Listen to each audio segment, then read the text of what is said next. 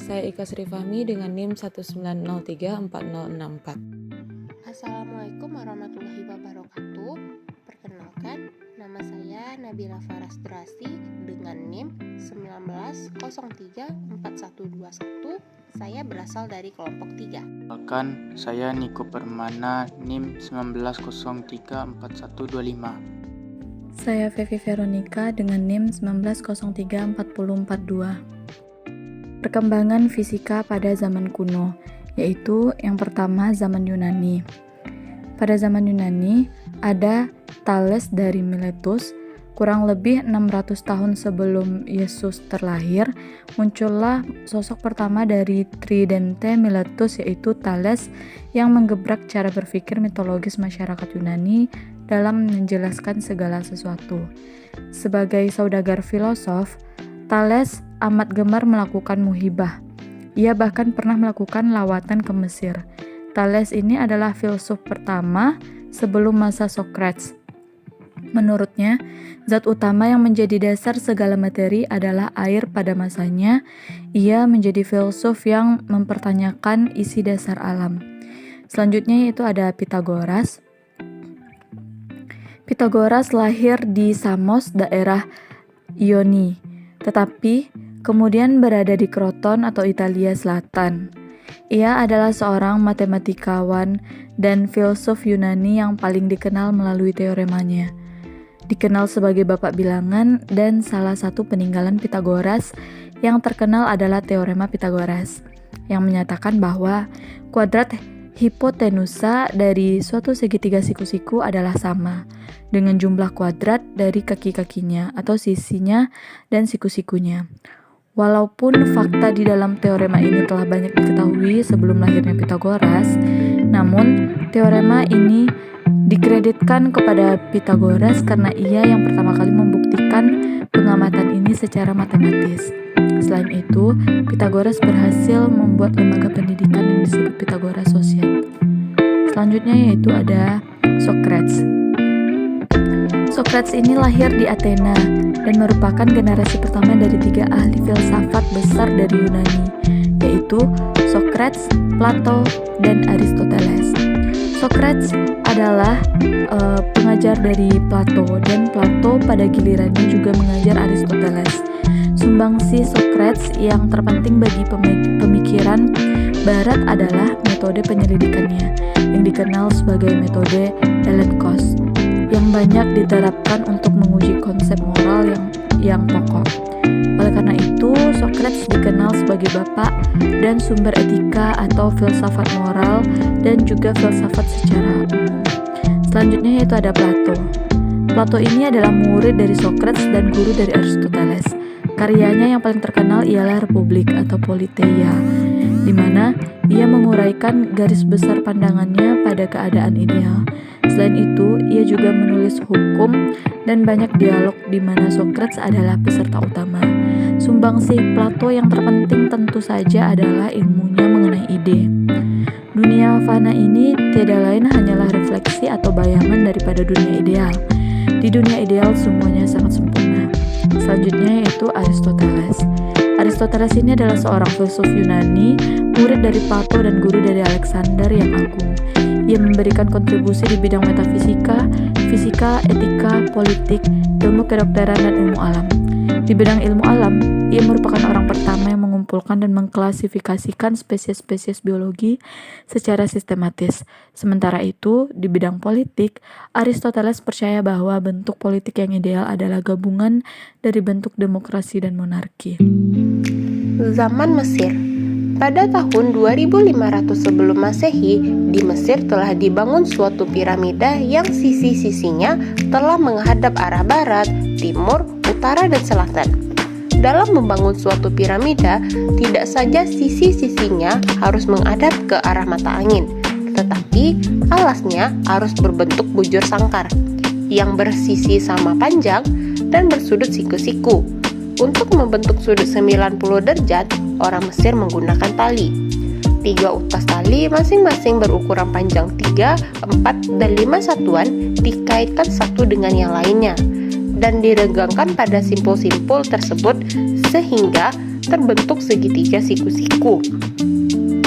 Matematika dikenal orang Mesir digunakan untuk menghitung isi gudang, membagi bahan makanan sesuai dengan jumlah penduduk dan binatang pada suatu periode tertentu, menghitung sudut elevasi piramida, dan menyelesaikan suatu persamaan dengan suatu bilangan yang tak diketahui. Peradaban baru dimulai dari Neolitik Mesir atau zaman batu akhir, yang digulingkan oleh adanya ras-ras yang memiliki peradaban yang lebih tinggi yang berasal dari timur. Pada periode ini, terjadi kegiatan intelektual prasejarah manusia, yaitu alat batu api, potongan tembikar, fragmen tulang yang dibuat dalam bentuk karya seni dan dianggap sebagai arkeologi bukan sejarah. Pada abad ke-20, para ilmuwan mengatakan bahwa Mesir sudah mulai mengenal pengetahuan mekanika praktis, yang berhasil membangun piramida dengan balok-balok besar. Dalam pembuatan piramida tersebut, memanfaatkan prinsip-prinsip bidang miring yang bisa bergerak dan mengikat serta menempatkan dalam posisi blok terbesar yang masuk ke dalam piramida.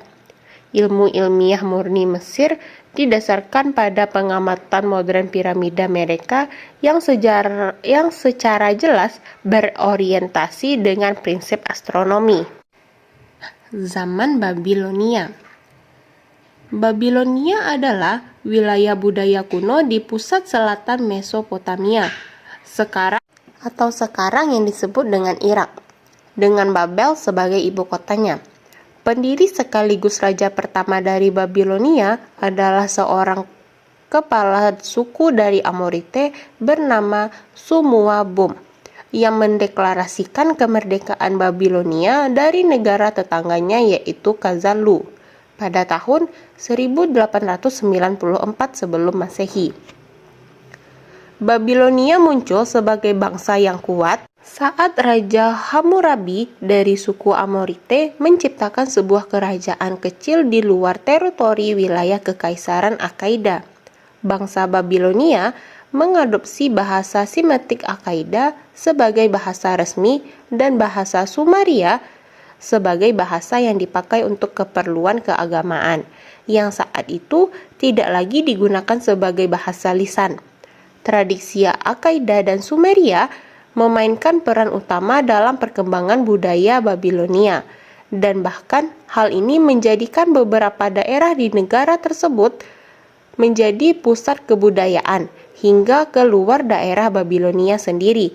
Pada zaman perunggu dan awal zaman besi, Babilonia sebagai negara merdeka sebenarnya bukan didirikan hingga menjadi terkenal oleh orang asli dari suku Amorite.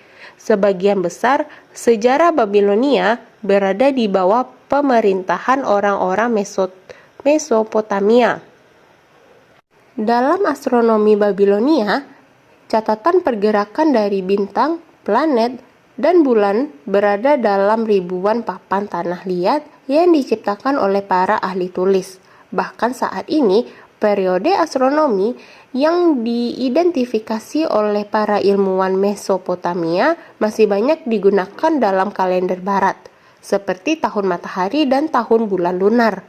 Menggunakan data ini, mereka mengembangkan metode aritmatika untuk menghitung panjang perubahan siang hari di sepanjang tahun, untuk memprediksi muncul dan hilangnya bulan, planet-planet, dan gerhana matahari atau gerhana bulan. Hanya beberapa nama astronom yang terkenal, seperti Kidin Nun, seorang astronom dan ahli matematika dari dinasti Khaldan. Selanjutnya yaitu bangsa Assyria. Bangsa Assyria adalah bangsa penganut politeisme atau yang berhasil menguasai seluruh daerah Mesopotamia, kecuali Mesopotamia Selatan yang masih dikuasai oleh Neo-Babilonia. Bangsa Assyria menyembah dewa Asyur atau dewa matahari. Namun, masyarakat Assyria mulai menganut agama Kristen yang berpusat di gereja timur karena adanya pengaruh dari Kekaisaran Roma. Pada bidang astronomi, Babilonia dan Assyria tidak mengadopsi metode yang sama untuk menyesuaikan kalender. Karena Babilonia memiliki bulan Tuintuclar atau Elul dan Adar. Sedangkan orang Assyria hanya sebulan, seperti tunggal disebut Adar kedua. Selanjutnya pada bidang astrologi, Babilonia terkenal dengan ilmu astrologi berupa ramalan-ramalan. Mereka mengatakan bahwa Jupiter adalah dewa tertinggi melihat dari gerakannya yang berada dengan planet lain. Mereka juga mulai dapat meramalkan terjadinya gerhana matahari dan gerhana bulan. Aturan mereka tentang gerhana matahari hanya hipotesis lemah dan rata-rata. Sekian pemaparan saya tentang perkembangan fisika pada zaman Mesir dan zaman Babilonia. Setelah saya akan menjelaskan 4 penemu pada zaman Alexandria dan karyanya. Alexandria merupakan suatu contoh pembangunan kota berbudaya di dunia yang berhasil, sehingga termasuk dalam kategori kota budaya dunia. Alexandria ternyata memiliki latar sejarah kejayaan yang sampai sekarang masih bertahan. Meskipun mengalami masa turun naik dalam sejarah penentuan identitas. Setelah ditaklukkannya oleh Alexander yang Agung atau Iskandar Zulkarnain pada 331 sebelum Masehi, kota ini dijadikan ibu kota Mesir kuno pada zaman Helenistik yang disimbolkan melalui monumen Pharaoh. Berikut empat penemunya. Yang pertama adalah Euclide. Euclide menulis sekitar 12 buku yang terdiri dari bermacam-macam cabang ilmu pengetahuan seperti matematika, fisika, astronomi, dan musik. Akan tetapi, dari seluruh karyanya yang paling terkenal itu adalah The Elements. The Elements adalah karya yang sangat populer, yang dimana semenjak dipublis pada tahun lebih kurang 300 sebelum Masehi masih digunakan oleh orang dan diakui sebagai karya besar dan tidak ada tandingannya. Sampai saat ini, karya Euclide ini telah dicetak ulang lebih dari 1000 kali. Dan selama 2000 tahun, buku ini mendominasi semua pengajaran geometri. Buku karya asli Euclide ini tidak ditemukan lagi yang aslinya sekarang ini. Yang dapat ditemukan hanyalah hasil dari keterjemahan dalam bahasa Arab yang kemudian diterjemahkan lagi ke dalam bahasa Latin. The Elements bukan hanya sekedar rangkuman dari pengetahuan geometri saja, melainkan adalah buku pengantar yang meliputi semua matematika elementer, yaitu yang terdiri dari ilmu bilangan atau aritmatika, geometri atau bidang dasar dan ruang, dan aljabar. Tidak semua isi The Elements ini adalah karya asli penemuan Euclide sendiri. Akan tetapi, ini merupakan kumpulan-kumpulan dari hasil-hasil karya-karya matematika yang sebelumnya yang ditambahkan dengan penemuan Euclides. The Elements ini terdiri dari 13 buku atau jilid, yang dimana 6 buku pertama berisi geometri bidang elementer, yang ke-7 sampai ke-9 berisi teori bilangan, dan yang ke-10 berisi incommensurable. Buku ini tidak mempunyai pengantar sebagai lazimnya sebuah buku. Akan tetapi, buku pertama langsung dimulai dengan rentetan definisi sebanyak 23 buah. Kelemahannya adalah Sebagian dari definisi ini belum dapat dikatakan suatu definisi, yang dikarenakan tidak didahului oleh unsur-unsur yang terdefinisi.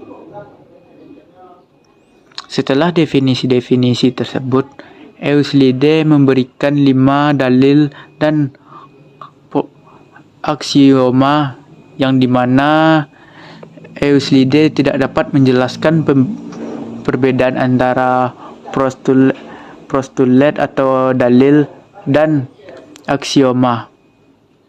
Kelima dalil Euclides adalah yang pertama, kedua titik dapat dibuat oleh garis. Yang kedua, dalam satu garis lurus dapat dibuat tak terhingga banyaknya garis-garis lurus secara kontinu. Yang ketiga, suatu lingkaran dapat dilukis dengan sembarang titik pusat dan jari-jari tertentu. Yang keempat, semua sudut siku-siku itu sama. Yang kelima, apabila satu garis memotong dua garis lainnya dan membuat sudut dalam dua garis itu jumlahnya lebih kecil dari dua sudut siku-siku. Kedua garis apabila diperpanjang akan bertemu pada suatu titik, yaitu pada bagian arah di mana jumlah kedua sudutnya lebih kecil dari dua sudut siku-siku. Sedangkan lima aksiomanya adalah yang pertama, suatu yang sama dengan yang lainnya merupakan satu sama lainnya. Yang kedua, apabila yang sama ditambahkan dengan yang sama, maka hasilnya sama. Yang ketiga, apabila sama dikurang sama, maka hasilnya adalah sama. Apabila suatu yang serupa dengan yang lainnya, maka itu adalah satu sama lainnya. Dan yang terakhir, keseluruhan lebih besar dari kesebagian.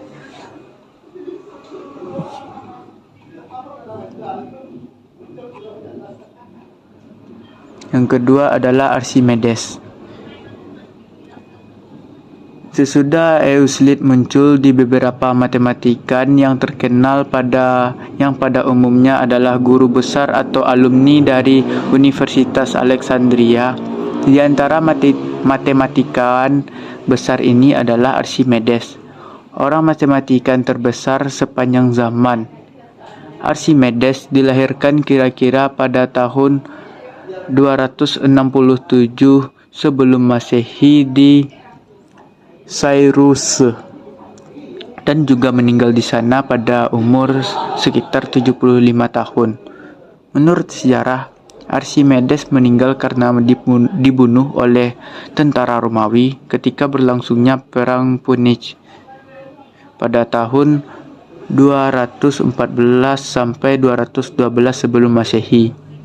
Archimedes yang berpihak kepada Spartakus membantu tentara Spartakus dengan menciptakan alat-alat perang yang canggih pada masa itu untuk menghancurkan pasukan dan kapal-kapal perang Romawi. Akan tetapi, yang dikarenakan tentara Romawi lebih banyak, maka Kartago jatuh ke tangan Romawi di bawah pimpinan Jenderal Marcellus, dan Archimedes tertangkap dan dibunuh. Archimedes banyak menulis buku tentang matematika dan fisika yang sebagian besar dapat ditemukan. Buku di bidang fisikanya itu meliputi pertama On the Equilibrium of Planes, dan yang kedua On Floating Bodies. Buku kedua dari On Floating Bodies seluruhnya berhubungan dengan posisi keseimbangan dari segmen-segmen paraboloida yang diletakkan di dalam zat cair. Dalam bidang matematika, Archimedes banyak sekali menghasilkan karya tulis baik berbentuk buku maupun berupa paper-paper, yang diantara lainnya adalah Meratis atau Saint-Rochner, yang kedua Quadrature of Parabola, yang ketiga Measurement of Cycle, yang keempat On Spiral, yang kelima On the Spire and Cylinder, yang selanjutnya On Onconoida and Spire, dan yang terakhir Zimetot.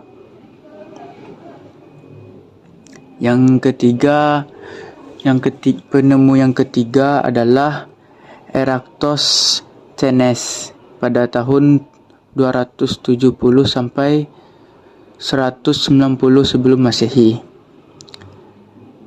Eratosthenes berasal dari Cyrene, pantai selatan dari Laut Mediterranean. Sebagian besar dari masa mudanya dihabiskan di Athena. Kemudian pada umur sekitar 40 tahun, Eratosthenes diundang oleh Raja Ptolemy III dari Mesir datang ke Alexandria untuk menjadi guru anak-anaknya dan sekaligus mengangkatnya sebagai Raja Pustaka Universitas.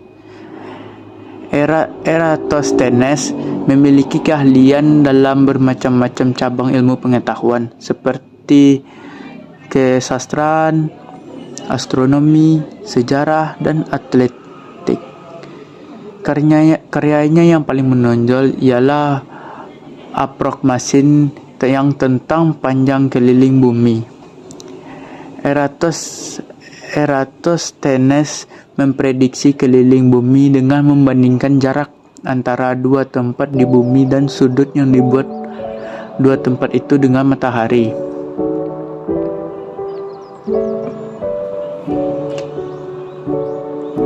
Dalam bidang matematika, Eratosthenes terkenal dengan penemuannya tentang bagaimana menemukan bilangan prima yang terkenal dengan nama saringan Eratosthenes. Untuk menentukan bilangan prima yang lebih kecil dari 100, Eratosthenes melakukannya sebagai berikut. Yang pertama, disusun suatu barisan bilangan asli dari 1 sampai 100. Terus dicoret bilangan 1 yang dikarenakan bilangan 1 bukanlah bilangan prima. Kemudian bilangan kedua adalah bilangan prima, maka semua kelipatan 2 dicoret karena bukan bilangan prima. Dan begitu pula pada bilangan 3 dan 5.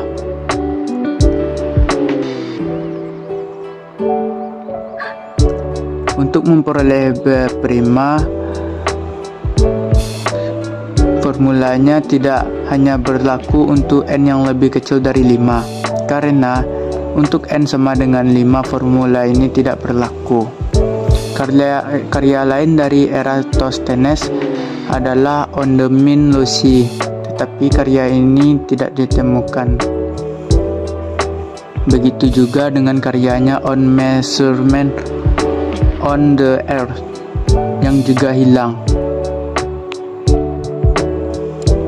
Penemu yang keempat yaitu Apollonius.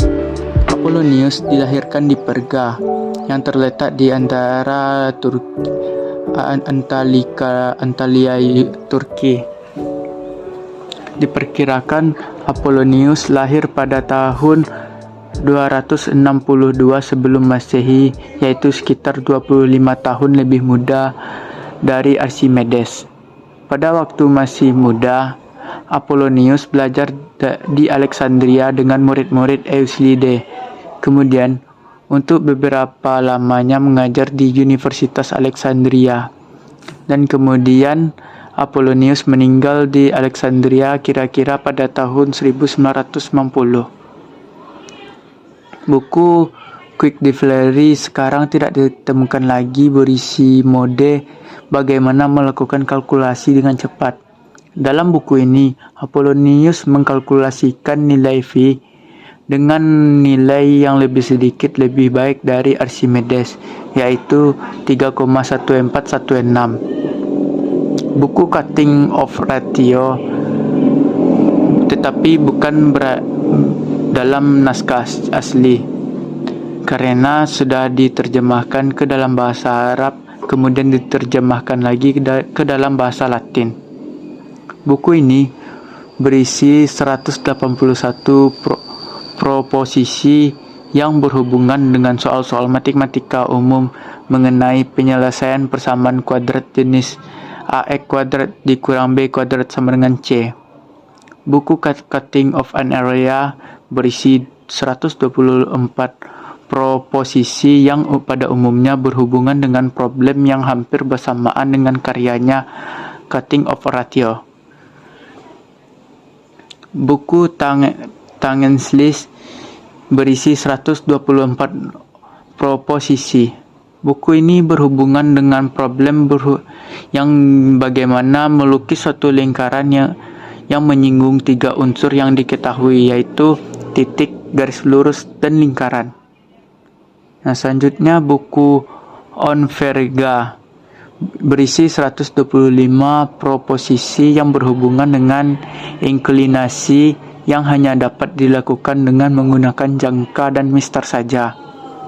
Buku Plan-Lozzi berisi 147 proposisi yang salah satu teoremanya adalah apabila A dan B dua titik tetap dan K suatu konstanta dapat diketahui, maka tempat kedudukan dari titik P yang dimana AP per BP sama dengan K adalah suatu lingkaran apabila K tidak sama dengan 1, atau suatu garis lurus apabila K sama dengan 1. Lingkaran dari teorema ini dikenal dengan lingkaran Apollonius. Buku Comics terdiri dari 8 buku. Ya, buku yang pertamanya berisi tentang semua irisan kerucut dari suatu singular double sign, tegak maupun miring. Buku keduanya berisi tentang conjugate, diameter, dan garis singgung.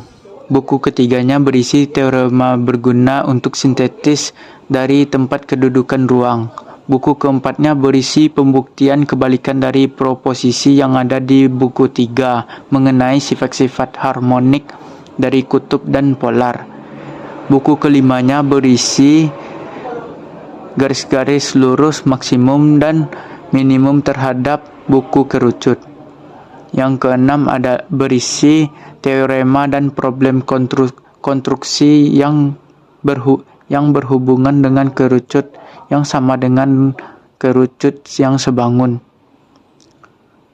Buku yang ketujuh berisi jumlah teorema yang berhubungan dengan conjugate diameter, diameter irisan, dan bangun di atasnya. Sedangkan pada buku ke-8 merupakan lanjutan dari buku ke-7. Alexandria dan karyanya yang kelima, yaitu Aristarchus pada tahun 310 sampai 230 sebelum Masehi. Aristarchus dari Samos pada tahun 310 sampai 230 sebelum Masehi dalam karyanya yang berjudul On the Size and Distance of the Sun and Moon menyatakan ketika bulan setengah penuh, maka sudut yang dibuat oleh bumi matahari adalah 30. Dalam trigonometri, sekarang ini berarti bahwa rasio jarak bumi terhadap bulan dan jarak bumi terhadap matahari adalah sin 30. Pada waktu itu, belum ada daftar tabel trigonometri. Aristarchus menggunakan teorema yang ekivalen dengan rumus trigonometri sebagai berikut.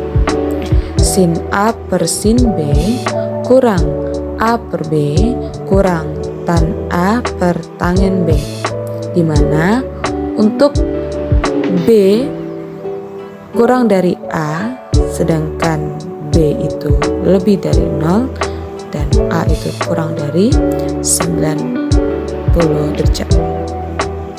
Yang keempat ada Hipparchus pada tahun 140 sebelum Masehi. Jadi Hipparchus ini dari Nicaea menyusun tabel trigonometri sehingga dia dinamakan bapak trigonometri. Hipparchus adalah orang yang pertama membuat tabel mendetail untuk setiap derajatnya. Dan Hipparchus menggunakan tabel dalam perhitungan-perhitungan astronominya. Kita masuk kepada Menelaus. kurang lebih pada tahun 100 sebelum Masehi. Menelaus dari Alexandria ini memiliki karya yang berhubungan dengan tali busur dalam lingkaran yang terdiri dari 6 buku. Karya lain dari Menelaus tentang matematika dan astronomi adalah Element of Geometry dan Spiraea. Sayangnya, karya ini yaitu tali busur dalam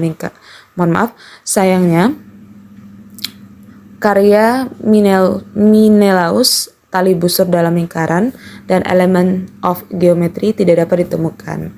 Hanya diketahui berdasarkan komentar-komentar dari matematisian Yunani dan Arab.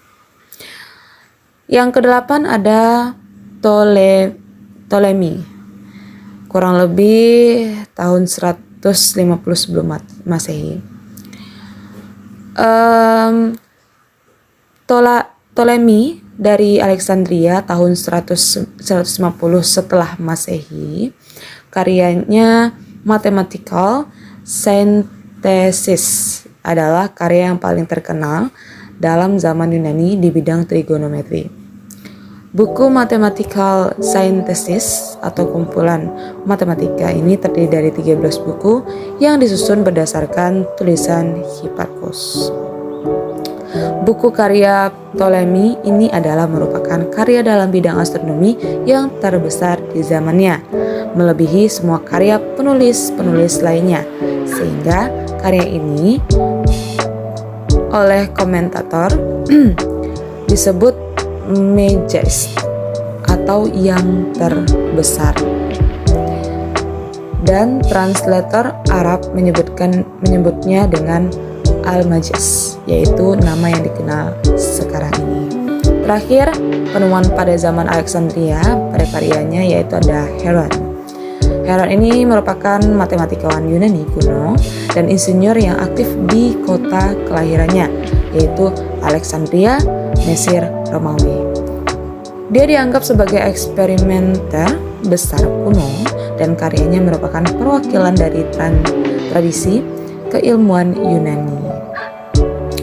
Heron terkenal dalam sejarah matematika karena rumusnya, yaitu K sama dengan akar S dikali S dikurang A dikali A dikurang B dikali S dikurang C, di mana A, B, C adalah sisi segitiga dan S adalah setengah jumlah segitiga sisinya. Baiklah, itulah yang dapat saya sampaikan dalam melanjutkan penemuan pada zaman Alexandria dan karyanya.